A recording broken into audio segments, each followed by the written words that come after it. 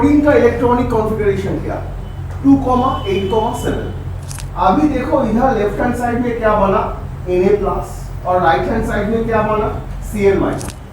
अगर कोई पॉजिटिव और कोई नेगेटिव स्पेसिस का बीच में कुछ अट्रैक्शन होगा, obviously they will release some energy. Lattice energy जितना बढ़ेगा स्टेबिलिटी उतना बढ़ेगा।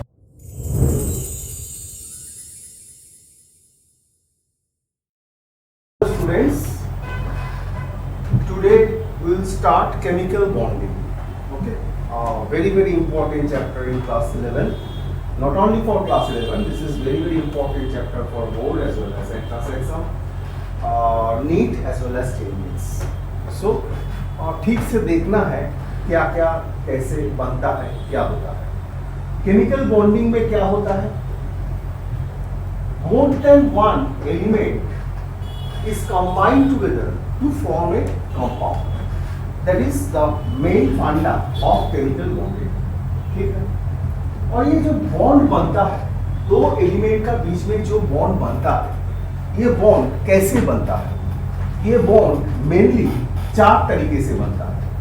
एक है आयोनिक बॉन्ड, एक है covalent bond, number 3 coordinate covalent bond और dative bond, and number 4 hydrogen bond.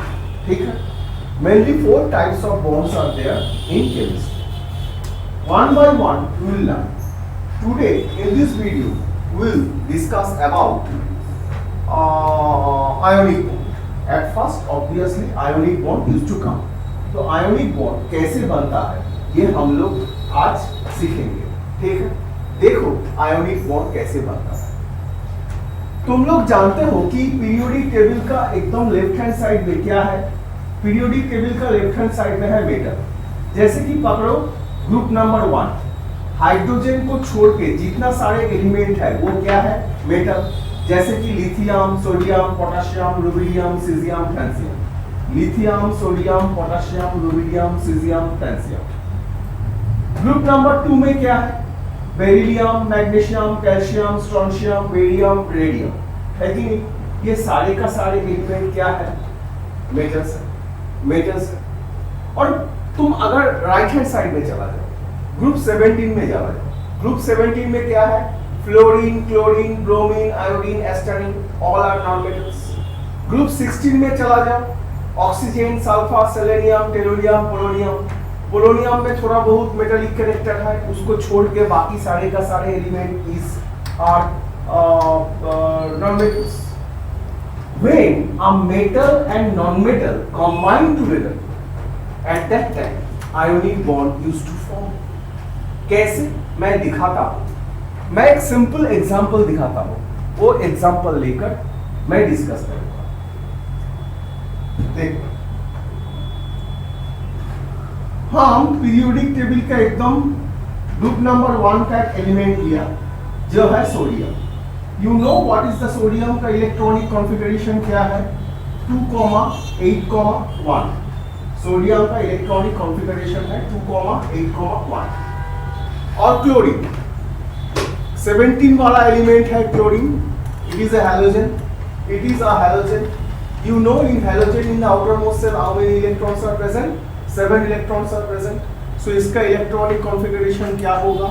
2,8,7। Now in class 9 onwards you have come to know if in the outermost cell 8 electrons are present, then they will fulfill octet, and if one species fulfill octet they will become very stable. Clear? हम लोग सब क्या मांगते हैं? Stability मांगते हैं। तुम खुद इंटेंशनली कोई एग्जाम में कोई बुरा नंबर, खराब नंबर, बैड नंबर पाना चाहते हो? एकदम नहीं। Just like us, all atoms, molecules, ion, they are also interested to become stable. सब लोगों को क्या चाहिए? स्टेबिलिटी चाहिए। स्टेबिलिटी कब मिलेगा? अगर आउटर मोस्ट सेल में 8 इलेक्ट्रॉन है तो स्टेबिलिटी मिलेगा। देखो सोडियम, जिसका इलेक्ट्रॉनिक कॉन्फ़िगरेशन है 2,8,1, ये क्या करेगा? ये एक इलेक्ट्रॉन छोड़ेगा, एक इलेक्ट्रॉन छोड़ेगा। अगर एक इलेक्ट्रॉन छोड़ेगा तो एक इलेक्ट्रॉन छोड़ने से वो क्या बनेगा? 2,8 इसका इलेक्ट्रॉनिक कॉन्फ़िगरेशन, ये बाहर आउटर मोस्ट सेल वाला इलेक्ट्रॉन छोड़ दिया तो इसका इलेक्ट्रॉनिक कॉन्फ़िगरेशन क्या हो जाएगा 2,8। देखो इसका आउटर मोस्ट सेल में कितना इलेक्ट्रॉन है, 8 इलेक्ट्रॉन है, मतलब इसका फुलफिल ऑक्टेट फुलफिल हो गया कि नहीं, ऑक्टेट फुलफिल हो गया, मतलब बिकम वेरी वेरी स्टेबल। और अगर एक इलेक्ट्रॉन छोड़ दिया तो उसका क्या बना Na+, सोडियम प्लस Na+, है कि नहीं। अभी देखो क्लोरीन का इलेक्ट्रॉनिक कॉन्फ़िगरेशन क्या, 2,8,7, मतलब आउटर मोस्ट सेल में 7 इलेक्ट्रॉन है। ये अगर 7 इलेक्ट्रॉन छोड़ेगा तो इसका ऑक्टेट बनेगा, और एक इलेक्ट्रॉन लेगा तो भी ऑक्टेट बनेगा। अभी तुम ही बोलो 7 इलेक्ट्रॉन छोड़ना या एक इलेक्ट्रॉन लेना कौन आसान है? ऑब्वियसली द आंसर इज एक इलेक्ट्रॉन लेना। तो सोडियम जो इलेक्ट्रॉन छोड़ दिया है वो इलेक्ट्रॉन कौन लेगा? क्लोरीन लेगा। अगर क्लोरीन वो इलेक्ट्रॉन लिया तो क्लोरीन का इलेक्ट्रॉनिक कॉन्फ़िगरेशन क्या हो गया 2,8,8, ठीक है। देखो इसका आउटर मोस्ट सेल में 8 इलेक्ट्रॉन है कि नहीं, 8 इलेक्ट्रॉन है, मतलब इसका ऑक्टेट फुलफिल हो गया। लेकिन एक इलेक्ट्रॉन अगर लिया तो उसका क्या चार्ज होगा, माइनस चार्ज, मतलब Cl- बनेगा। अभी देखो इधर लेफ्ट हैंड साइड में क्या बना Na+ और राइट हैंड साइड में क्या बना Cl-। Now Na+ and Cl- will attract each other, and if they will attract each other तो क्या बनेगा NaCl, सोडियम क्लोराइड। ये जो बॉन्ड बना, ये बॉन्ड में क्या है, एक इलेक्ट्रॉन छोड़ा और एक इलेक्ट्रॉन लिया, मतलब इलेक्ट्रॉन शिफ्टिंग हुआ। एक में पॉजिटिव चार्ज बना, एक में नेगेटिव चार्ज बना, मतलब यह है आयोनिक। और इसको हम लोग क्या बोलते हैं, आयोनिक बॉन्ड, आयोनिक बॉन्ड। और इसका और एक नाम है इलेक्ट्रोवैलेंट बॉन्ड, और कंपाउंड को बोलते हैं आयोनिक कंपाउंड और इलेक्ट्रोवैलेंट कंपाउंड। कंपाउंड मतलब NaCl जो कंपाउंड बना, वो कंपाउंड को हम लोग क्या बोलेंगे, आइदर बोलेंगे आयोनिक कंपाउंड और बोलेंगे इलेक्ट्रोवैलेंट कंपाउंड, ठीक है। अभी ऑब्वियसली क्वेश्चन विल अराइज, ये जो सोडियम क्लोराइड बना इसमें क्या अट्रैक्शन फोर्स है। I think in class 9 or 10 in physics, maybe in class 10 in physics you have come to know that अगर कोई पॉजिटिव चार्ज है और अगर कोई नेगेटिव चार्ज है, वो दोनों का बीच में अगर अट्रैक्शन हुआ तो जो उधर फोर्स काम करता है उसको हम लोग बोलता है electrostatic attraction force. So sodium और क्लोरीन का बीच में जो बॉन्ड बनेगा उसमें कौन सा फोर्स काम करेगा,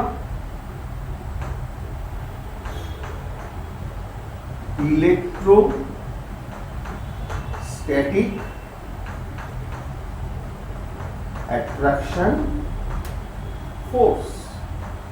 और ये जो इलेक्ट्रोस्टैटिक अट्रैक्शन फोर्स काम कर रहा है, ये किस किस का बीच में काम कर रहा है, एक पॉजिटिव आयन और एक नेगेटिव आयन, पूरा पूरी पॉजिटिव पूरा पूरी नेगेटिव। इसीलिए ये जो इलेक्ट्रोस्टैटिक अट्रैक्शन फोर्स है ये बहुत जोरदार है। इसीलिए इधर हम लोग क्या लिखेंगे, स्ट्रॉन्ग इलेक्ट्रोस्टैटिक अट्रैक्शन फोर्स। इधर जो फोर्स काम करेगा वो होगा strong electrostatic attraction force. Clear, strong electrostatic attraction force मतलब आयोनिक कंपाउंड में क्या फोर्स काम करता है, स्ट्रॉन्ग इलेक्ट्रोस्टैटिक अट्रैक्शन फोर्स काम करता है। Clear, now I will come to the second topic. Second topic क्या है, देखो मान लो कि Na+ जो है, Na+ का एनर्जी लेवल है, पकड़ लो 22, मान लो ऐसे ऐसे ऐसे Na+ का एनर्जी लेवल कितना है 22, और Cl- जो है, Cl- का एनर्जी लेवल है, मान लो मोटा मोटा करके मान लो 25 जूल, मोटा मान लो 25 जूल, मतलब Na+ का 20 जूल, Cl- का 25 जूल। तो I think it is very understandable that NaCl जो बनेगा उसका एनर्जी लेवल कितना रहेगा 20 जूल प्लस 25 जूल, मतलब 45 जूल होना चाहिए कि नहीं। Na प्लस का है 20, Cl माइनस का है 25। Na प्लस और Cl माइनस मिलके क्या बना NaCl। तो NaCl का एनर्जी लेवल कितना होना चाहिए 20 जूल प्लस 25 जूल, मतलब टोटल 45 जूल। वाह, हम लोग क्या देख रहे हैं मालूम है? हम लोग देख रहे हैं कि NaCl का एनर्जी लेवल हो गया 40 joule. Obviously in your mind question will arise, sir इसका तो एनर्जी लेवल होना चाहिए 45 joule, 20 joule plus 25 joule 45 joule, so 40 joule क्यों हुआ? 40 जूल क्यों हुआ? क्यों हुआ? जब Na प्लस और Cl माइनस एक अणु को अट्रैक्शन करेगा। ऑलवेज याद रखना फिजिक्स और केमिस्ट्री में अगर दो स्पेसिस का बीच में कोई अट्रैक्शन होगा, obviously they will release some energy. अगर कोई पॉजिटिव और कोई नेगेटिव स्पेसिस का बीच में कुछ अट्रैक्शन होगा, obviously they will release some energy. इधर कैटायन और एनायन जब अट्रैक्शन करता है, जो एनर्जी वो लोग छोड़ता है उसको हम लोग बोलेंगे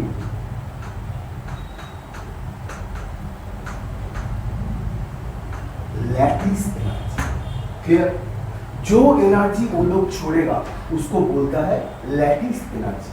मतलब कितना एनर्जी होना चाहिए NaCl का 45 जूल, लेकिन कितना एनर्जी है 40 जूल, मतलब कितना एनर्जी वो लोग छोड़ा है 45 जूल माइनस 40 जूल, है कि नहीं? 45 जूल माइनस 40 जूल मतलब कितना जूल? 5 जूल। मतलब जब Na प्लस और Cl माइनस एक और वो अट्रैक्शन किया, वो लोग 5 जूल एनर्जी छोड़ दिया। ये 5 जूल एनर्जी मतलब ये NaCl का लैटिस एनर्जी। क्लियर? एकदम क्लियर। लैटिस एनर्जी क्या होता है? जब कोई कैटायन और एनायन एक और को अट्रैक्शन करता है, जो एनर्जी वो लोग छोड़ता है उसको हम लोग बोलेंगे लैटिस एनर्जी। तो I think it is clear to everyone कि लैटिस एनर्जी क्या है। अभी देखो केमिस्ट्री में क्या है कि कोई सब्सटेंस पकड़ लो जिसका एनर्जी लेवल जितना कम है उसका स्टेबिलिटी उतना ही ज्यादा है। जिसका एनर्जी लेवल जितना कम वो उतना स्टेबल। अगर एनर्जी लेवल घटेगा स्टेबिलिटी बढ़ेगा। अभी देखो इधर लैटिस एनर्जी 5 जूल है, इसीलिए NaCl का कितना हुआ 40 जूल हो गया। 45 जूल होना चाहिए था, 40 जूल हो गया। अभी लैटिस एनर्जी अगर 10 जूल होता तो 35 जूल हो जाता। 45 माइनस 10 कितना आता है 35। अगर लैटिस एनर्जी 15 जूल होता तो 45 माइनस 15 कितना जूल होता 30 जूल होता NaCl का। मतलब लैटिस एनर्जी जितना बढ़ेगा NaCl का एनर्जी लेवल उतना घटेगा। Just 1 minute back what I have told you, जिसका एनर्जी लेवल जितना कम वो उतना ही ज्यादा स्टेबल। मतलब लैटिस एनर्जी जितना बढ़ेगा स्टेबिलिटी उतना बढ़ेगा। मतलब हम लोग ये लिख सकते हैं lattice energy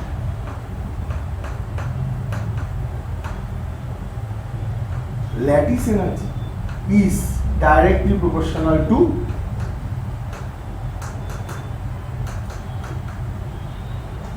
stability. Lattice energy is directly proportional to stability. जिसका लैटिस एनर्जी जितना ज्यादा है उसका एनर्जी लेवल उतना ही कम है और उसका स्टेबिलिटी उतना ही बढ़ेगा। Clear? So this is all about lattice energy. Clear? So electrostatic attraction force and lattice energy, इसका बारे में क्लियर पक्का। और यूजुअली जब इलेक्ट्रोवैलेंट और आयोनिक कंपाउंड होता है उसमें क्या होता है ऑक्टेट फुलफिल होता है। बीच बीच में ऑक्टेट फुलफिल नहीं होता है। कब ऑक्टेट फुलफिल नहीं होता है वो हम लोग डिस्कस करेंगे थोड़ा देर बाद। ठीक है?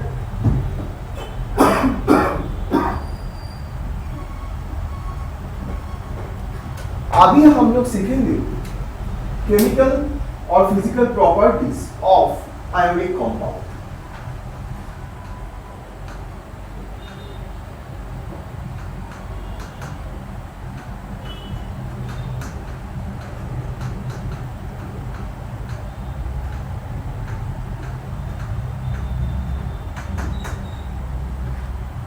Properties of ionic compound. Clear? Properties of ionic compound. देखो प्रॉपर्टीज ऑफ आयोनिक कंपाउंड क्या क्या होता है। ये प्रॉपर्टीज ऑफ आयोनिक कंपाउंड से क्वेश्चन पूछा जाता है। बार बार मैं बोल रहा हूं कि प्रॉपर्टी जो है उसका थोड़ा थोड़ा बीच बीच में छोटा छोटा पॉइंट है, ये छोटा छोटा पॉइंट से क्वेश्चन पूछा जाता है नीट में एज वेल एज जेईई में। सो इसमें थोड़ा ध्यान देना, ठीक है। प्रॉपर्टीज क्या है? मैंने बोला था कि आयोनिक कंपाउंड में कौन सा फोर्स काम करता है? Strong electrostatic attraction force. ये फोर्स स्ट्रॉन्ग है, तो अगर स्ट्रॉन्ग है तो तुम लोग ही बोलो ये सॉलिड होगा या लिक्विड गैस होगा। Obviously your answer will be ये सॉलिड होगा, क्योंकि इसका बीच में अट्रैक्शन फोर्स बहुत ज्यादा है। सो जो आयोनिक कंपाउंड बनता है, जैसे कि NaCl पकड़ो, NaBr, KCl, KBr, magnesium oxide, calcium carbonate, ये सब क्या है? आयोनिक कंपाउंड है। और ये कंपाउंड का ऑल रूम टेम्परेचर में कैसे अवेलेबल होता है? Solid state. तो as because strong electrostatic attraction force is there, so ionic compound, these compounds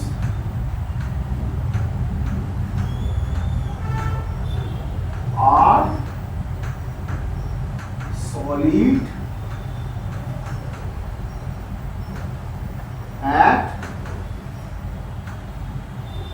room temperature। clear? Clear? ये कंपाउंड रूम टेम्परेचर में क्या होगा? सॉलिड होगा। नंबर 2, तुम लोग ही बोलो ये जो आयोनिक कंपाउंड बनता है, ये आयोनिक कंपाउंड में क्या होता है? आयोनिक कंपाउंड में स्ट्रॉन्ग इलेक्ट्रोस्टैटिक अट्रैक्शन फोर्स होता है। अगर स्ट्रॉन्ग इलेक्ट्रोस्टैटिक अट्रैक्शन फोर्स होता है तो इसका मेल्टिंग पॉइंट और बॉइलिंग पॉइंट कम होगा या ज्यादा होगा? स्ट्रॉन्ग इलेक्ट्रोस्टैटिक अट्रैक्शन फोर्स मतलब मेल्टिंग पॉइंट और बॉइलिंग पॉइंट बहुत ज्यादा होगा। So they are melting and boiling point is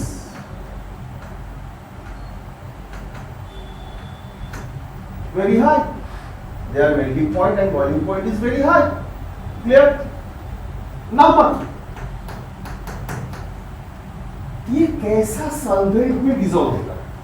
solvent दो तरीके का है, एक है पोलर सॉल्वेंट और एक है non polar solvent. Polar solvent क्या है?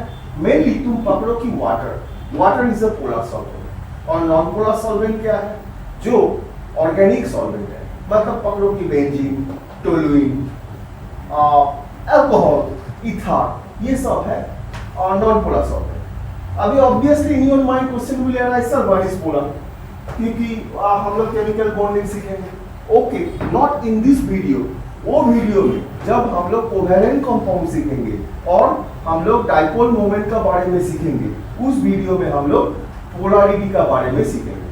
ठीक है, अभी मान लो कि water is a polar solvent और ये जो आयोनिक कंपाउंड है, ये आयोनिक कंपाउंड कौन सा सॉल्वेंट में डिसॉल्व होता है? ना,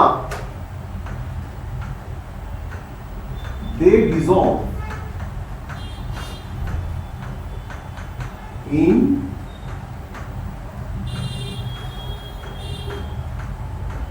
polar solvent like water. They dissolve in polar solvent like water. Water एक polar solvent है, ठीक है? तो ये polar solvent में dissolve होता है। क्लियर? और number 4 very vital, very interesting. तुम खुद ही कर सकते हो। तुम्हारा जो घर है उसका आसपास कोई इलेक्ट्रिसिटी का शॉप है ही, और जो इलेक्ट्रिसिटी का शॉप है उधर छोटा छोटा सर्किट मिलता है। दाम ज्यादा नहीं है, कीमती ज्यादा नहीं है, वो 20, 30, 40, 20, 30, 40 रुपीज का है। तुम एक खरीदो, एक सर्किट खरीदो, और तुम्हारा सबका घर में क्या है? किचन में जाओ तो NaCl है कि नहीं? NaCl मतलब कॉमन सॉल्ट, NaCl है ही है, वो NaCl already we have discuss, this is an ionic compound. NaCl solid NaCl लेके तुम क्या करो, उसमें 2 इलेक्ट्रोड दबा दो। वो इलेक्ट्रोड का ऊपर क्या है, एक सर्किट बना हुआ है और उसमें एक बल्ब है। तुम बल्ब जो मेन स्विच पे देके ऑन कर दो, देखो बल्ब विल नॉट ग्लो। मतलब सॉलिड NaCl का बीच में तुम इलेक्ट्रोड दबा दिया, लेकिन सॉलिड NaCl का बीच में कोई इलेक्ट्रिसिटी पास नहीं कर रहा है। मतलब आयोनिक कंपाउंड जो है वो सॉलिड स्टेट में इलेक्ट्रिसिटी कैरी नहीं करेगा। सो हम लोग क्या लिखेंगे,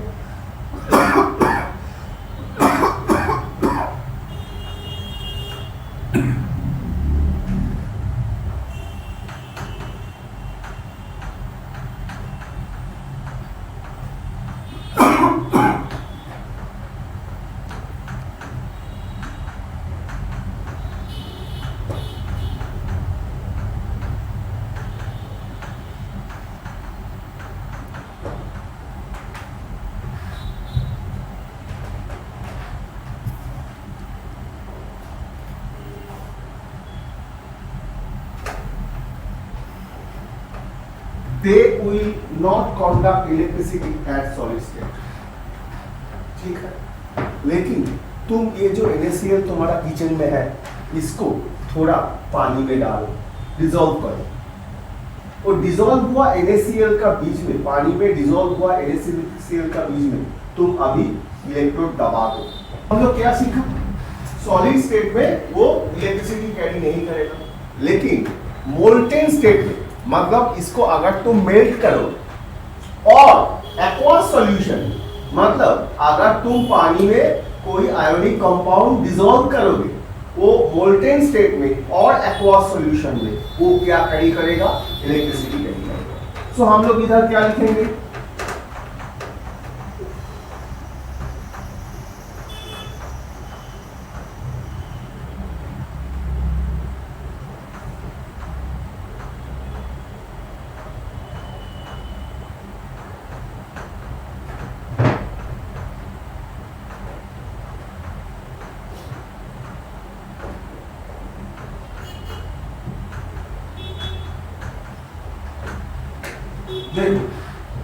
they will conduct electricity, they will not conduct electricity at solid state, but in molten state or aqueous solution they will carry electricity।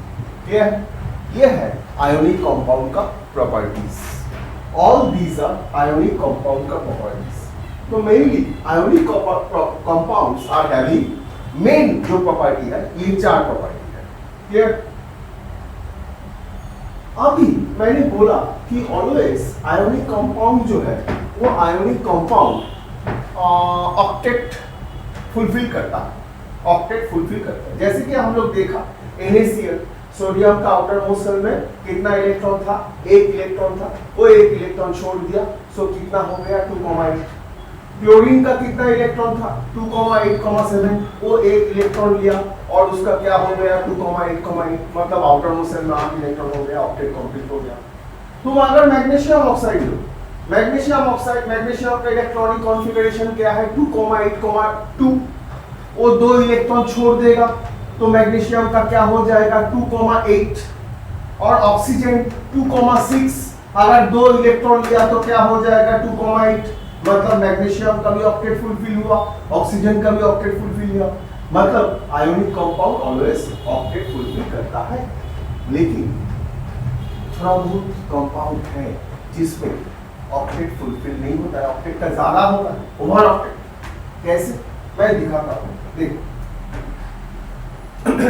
ज्यादा से ज्यादा डी ब्लॉक एलिमेंट जो होता है, डी ब्लॉक एलिमेंट जो होता है उसका ऑक्टेट का से ऊपर होता है। कैसे, देखो मैं 2 कंपाउंड ले रहा हूं,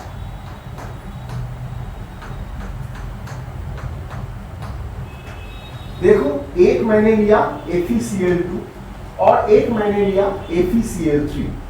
FeCl2 जो है फेरस क्लोराइड और FeCl3 जो है वो है फेरिक क्लोराइड।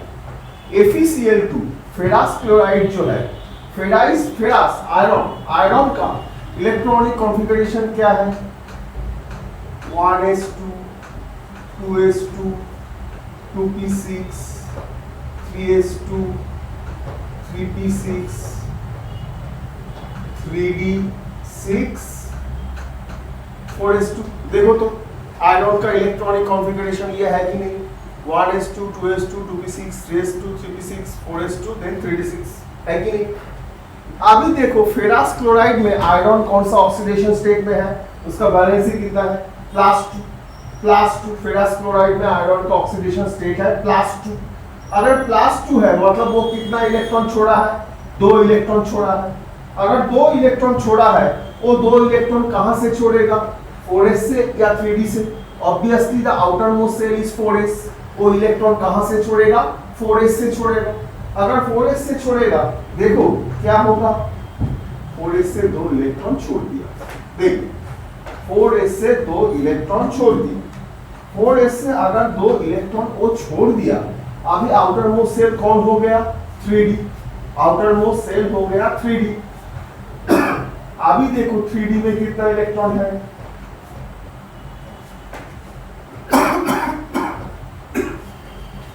3s में है 2, 3p में है 6, 3d में है 6, 6 + 6 12, 12 + 2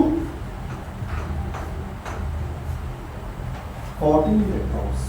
मतलब FeCl2 में आयरन का आउटर मोस्ट शेल में कितना इलेक्ट्रॉन है, 8 इलेक्ट्रॉन से ज्यादा 14 इलेक्ट्रॉन, मतलब ये ऑक्टेट फुलफिल कंडीशन में नहीं है, उससे ज्यादा।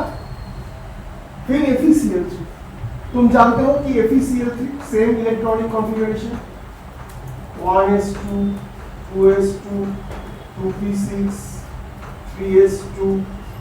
अभी वो कितना इलेक्ट्रॉन छोड़ेगा, 3 इलेक्ट्रॉन छोड़ेगा। 3 इलेक्ट्रॉन कहां से छोड़ेगा, 2 इलेक्ट्रॉन छोड़ेगा 4s से और 1 इलेक्ट्रॉन छोड़ेगा 3d से। 4s का 2 इलेक्ट्रॉन और 3d का 1 इलेक्ट्रॉन छोड़ेगा। तो 3d का अगर 2 इलेक्ट्रॉन छोड़ा तो ओ क्या 3d5 हो गया, 3d5 हो गया। अभी देखो आउटर मोस्ट शेल इज 3, देखो देखो, अच्छा इधर थोड़ा 3s का बाद 3p आएगा ना,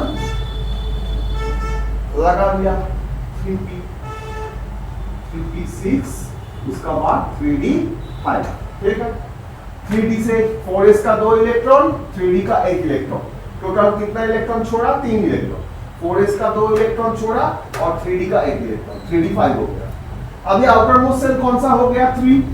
अभी देखो आउटर मोस्ट शेल में कितना इलेक्ट्रॉन है, 6 + 5 11, 11 + 2 13 इलेक्ट्रॉन्स, 13 इलेक्ट्रॉन्स। मतलब FeCl2 as well as FeCl3 दोनों में ही आयरन का मतलब कैटायन का ऑक्टेट फुलफिल नहीं हुआ है, ऑक्टेट से ज्यादा है, मतलब इधर ऑक्टेट रूल फॉलो नहीं कर रहा है। Usually if this type of question used to come, तुम्हारा आंसर क्या होगा, सिंपल आंसर क्या होगा, जो डी ब्लॉक एलिमेंट स्कैंडियम को छोड़ के, टाइटेनियम और स्कैंडियम को छोड़ के जितना सारे एलिमेंट होगा वो यूजुअली ऑक्टेट फुलफिल नहीं करता है, ओवर ऑक्टेट होता है, ऑक्टेट से ज्यादा होता है, ठीक है। So this is the exceptions, this is the exception कि इधर आयोनिक कंपाउंड का ऑक्टेट नहीं बनता है, क्लियर। सो मोर और लेस मैंने जो डिस्कस किया, this is all about ionic compound. और आयोनिक कंपाउंड से इससे ज्यादा और कोई क्वेश्चन पूछा नहीं जाता है। जो मैंने सिखाया, आई होप इसका अंदर में क्वेश्चन आएगा, जो मेन थीम है वो हम सिखाते हैं और नेक्स्ट क्लास में हम लोग सीखेंगे ऑर्गेनिक कंपाउंड, ठीक है। तो आज हमारा वीडियो यही खत्म करता है। Thank you, bye bye students.